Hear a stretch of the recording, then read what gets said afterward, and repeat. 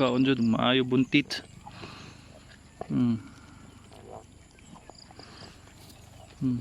Fiber nga buntit. Kanog maayo.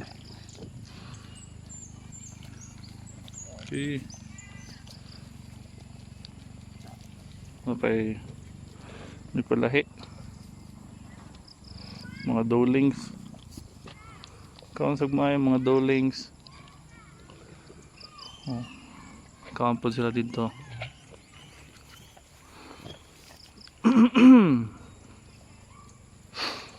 So nangutana grower ultra pack ang akong gihatag nga feeds nila. So okay man yan sa kanila kasi ang mga ingredients niyan is same lang or pwede sa kambing and cow. Okay.